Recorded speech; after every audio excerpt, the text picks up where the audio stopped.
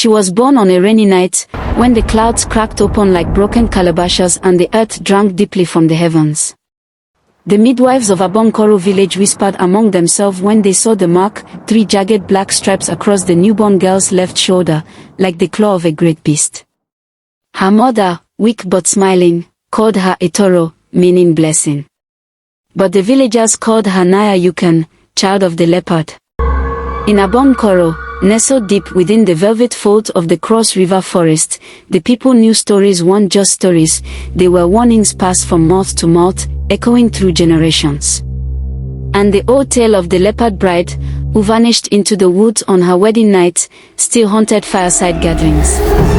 They said the spirits of the forest marked the women they chose, and when the time came, they would come for them. Itoro grew, quiet and watchful. Her eyes, an unusual golden brown, seemed to flicker when the sun touched them.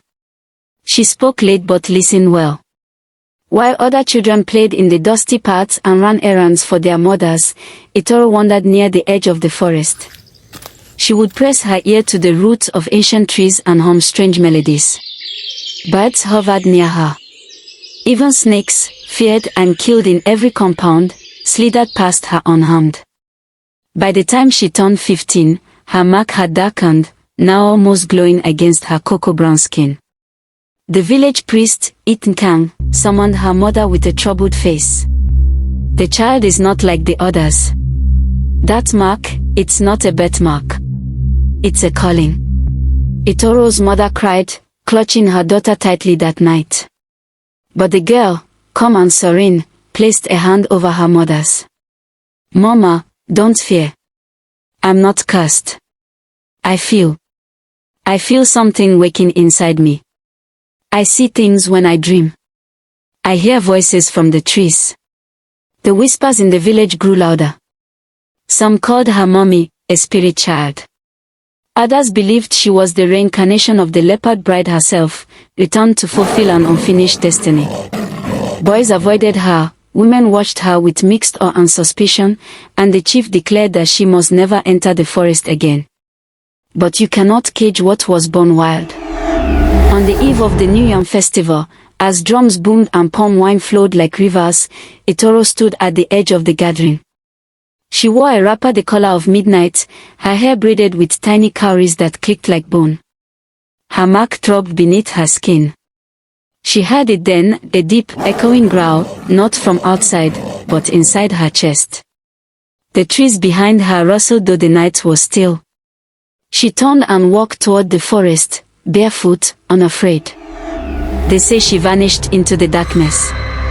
For 3 days, the forest held its breath.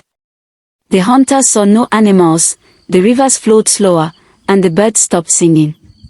On the 4th day, the sky wept again. Lightning tore the heavens, and thunder cracked like angry ancestors. When dawn came, she returned, eyes glowing, body drenched in rain and blood, but unbroken. Behind her walked a full-grown leopard, regal and silent, its eyes the same golden brown as hers. It stood beside her like a companion, not a beast. The villagers dropped to their knees.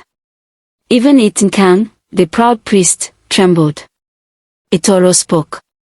Her voice was no longer just hers, it carried an ancient power, something older than language. The forest remembers. The land chooses. I was born not to fear it, but to lead you through it. From that day, everything changed. She became the Abong Akong, the spirit queen. The forest opened paths only she could walk. Sickness that once swept through the village disappeared after she led rituals under the sick cotton tree. Crops flourished. Hunters returned with fuller bags. The leopard, whom she called Yukom, watched over the village like a silent guardian.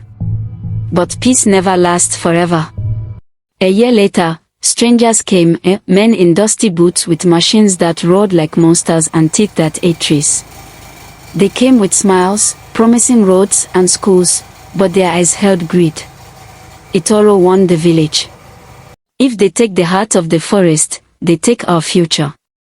Some men didn't listen. They accepted gifts, sold land for quick coins. The forest screamed. One night, a child disappeared. The next, rivers turned brown. Animals fled. Even Yukon began to grow restless. Itoro walked alone into the clearing where machines lay. The strangers laughed until she raised her hands. The winds rose. Trees bent toward her. Yukon appeared, no longer silent. With one roar, the earth trembled. The machines broke down. The strangers ran. After that, no one dared challenge her again. Itoro never married. They say the leopard was her only companion. Some say she wasn't fully human.